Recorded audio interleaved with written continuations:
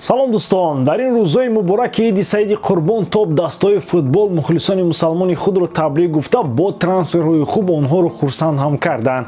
Масалан, Бавария дар соатҳои наздик метавонад ду футболбози нави худро муаррифӣ кунад. Чӣ тавре ки Фабрицио Романо менависад, дастаи якуми Олмон бо ҳимоятгари кореягӣ Ким Мин Ҷи, нафаре ки дар чемпион шудани Наполи нақши муҳим дошт, шартнома имзо кардааст. Акнун маблағи тавон ки атрофи 50-70 миллион евро аст, пардохт карда мешавад ва бо ҳамин Ким Мин Ҷи бозигари нави Бавария хоҳад шуд. Қаҳрамони ҳамешагии Бундеслига ҳамчунин бо Харри Кейн шартнома бастааст. Танҳо бо худи Тоттенхем дар мавриди маблағи ҷуброн ба мувофиқа оянд тамом. Дар трансферҳои Деклан Райс ба Арсенал пешравӣ дида мешавад. Хабарҳои дигар баъди як лайк гузоштаи шумо ба ин видео пешниҳод мегардад. Дӯстон, сарпарасти видеои мо ширкати 1x мебошад. Дар он ҷо регистратсияи осон, пур кардани маблағ аз тамоми гӯшаву канори дунё, вале аз ҳама муҳим, бонус то ҳаҷми $100 дар аввалин пардохт бо промокоди MG 0777 ссилкаи бозӣ дар комментарияи ин видео. Адама Трауре метавонад карьераи худро дар дастаи Милан идома диҳад. Инсайдери машҳур Ди Мартсио, ки дар хабар ва овозҳо дар бораи дастаҳои итолиёвӣ хеле кам иштибоҳ мекунад, хабар дод, ки Милан аллакай дар масъалаи ҷалби бозингари испанӣ дар наздикии хатти финиш аст. Ӯ бепул аз дастаи Вулверхэмптон меравад. Фақат нагӯед, ки шумо ин бозингарро фаромӯш кардед. Трауре ба истилоҳ качок ним мавсим дар Барселона ҳам медавид. Гуфта мешавад, ки ташаббускори ин трансфер шахсан Стефано Пиоли мебошад. Ба андешаи ӯ Адама дар канори рост беҳтарин бозингар барои дастаи Милан хоҳад шуд. Ӯ имконият дорад то канори ростро дар тамоми ҳудуди майдон маҳкам карда, аз дигарон мавқеи беҳтар дар ҳайати расонериҳо пайдо кунад. Дар Испания ин футболбоз дақиқан ноком шуд. Барса ба ӯ имконият дод то бозии хуби худро ба намоиш монад, аммо Трауре ҳеҷ кор накард. Дар Вулверхэмптон ҳам ин футболбоз дар мавсими гузашта хеле кам ба майдон меомад. Гургон муқобили рафтани Трауре нестанд. Шояд Стефано Пиоли тавонад ин бозингарро ба формаи беҳтаринаш баргардонад. Леандро Паредис, ки ҳамин тобистон Италияро тарк кард, метавонад боз ба ин кишвар баргардад. Дастаи Латсио ҳавасманд аст, ки бо ин футболбоз кору фаъолияти якҷоя барад. нимҳиматгари аргентинӣ гӯё ба ин кишвар буда наметавонад. Бозингари хатти ниммуҳофиза қаблан дар Рома ҳам бозӣ мекард. ӯ аз соли 2015 то 2017 ба Рома тааллуқ дошт. Акнун футболбози аргентинӣ метавонад ба сафи душмани асосии онҳо гузарад. Айни замон Паредис футболбози дастаи ПСЖ аст. ӯ мавсими 28-ро дар Ювентус дар аренда гузаронд. ПСЖ ин бозингарро дар проекти ояндаи худ намебинад. ӯ дар як сол 5 миллион евро маош дорад.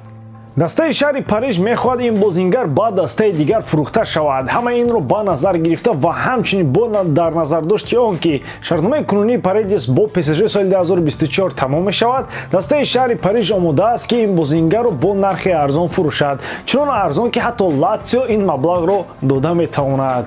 Ҳама Марсело Брозовичро дар дастаи Ал-Наср интизорем, аммо ӯ метавонад дар Барса пайдо шавад. мағзи масъала ин ки Марсело Брозович ва намояндаҳои Ал-Наср ба ҳангоми гуфтушунӣ натавонистанд ба қарори ягона биёянд. моҷарои асосӣ дар он рух дод, ки Брозович дар ҷараёни гуфтушуниҳо талаботҳои худро иваз кард. ӯ ба ҷои шартномаи 3 сола қарордоди 2 соларо талаб мекунад, вале маошаш бояд ҳамон қадаре ки дар 3 соли шартнома мегирифт бошад.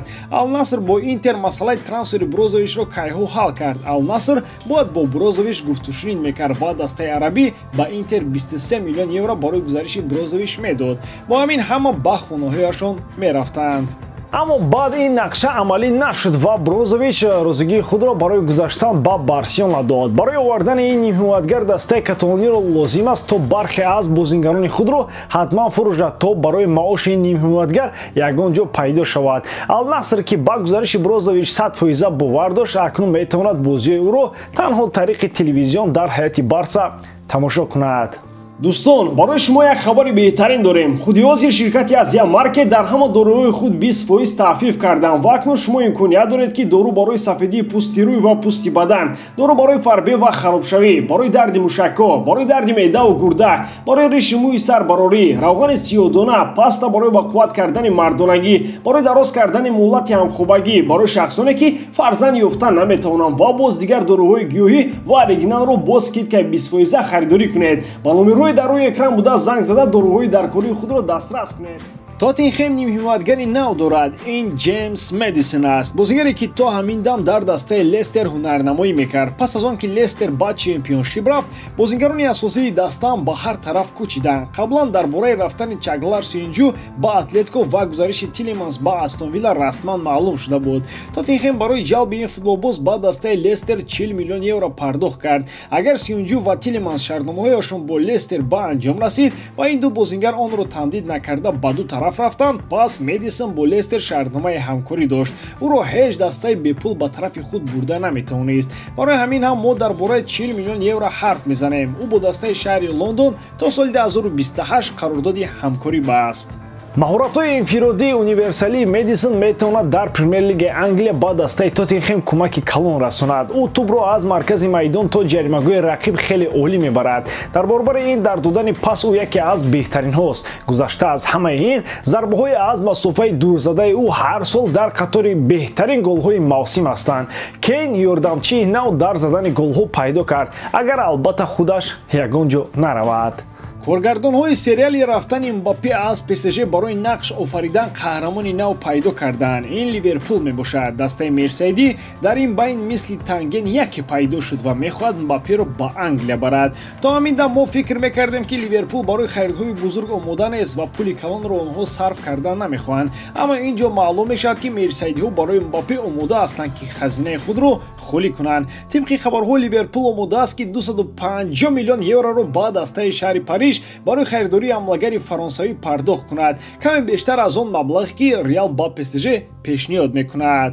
тарафҳои норӯшани ин масъала хеле зиёд ҳастанд. бале, ҳамаи мо медонем ки ба Ливерпул ҳамлагари голзан хеле лозим аст. Дарвин Нунесро голзан гуфтан баробар ба гуноҳ аст. ва аммо агар ба Ливерпул Ҷуд Беллингем қиматӣ кард, чӣ гуна Мбаппе гарон намеафтад? Ба Беллингем танҳо 100-150 миллион дар кор буд, инҷо якбора 250-300 миллион. вале новобаста аз ин хабари гузариши Мбаппе ба Ливерпул ҳарчи бештар ба ҳақиқат наздик мешавад. баъзеҳо ҳатто бар он назар ҳастанд ки агар Мбаппе ба Премер-лигаи Англия гузарад, беҳтар хоҳад буд. ӯ 2-3 сол дар Англия бозӣ карда пасон метавонад барои фатҳи қуллаҳои бузург ба Мадрид равад, яъне роҳи Криштиану Роналдуро тай кунад.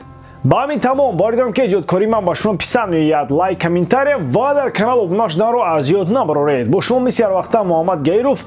хай бародарон, дар паноҳи Аллоҳ.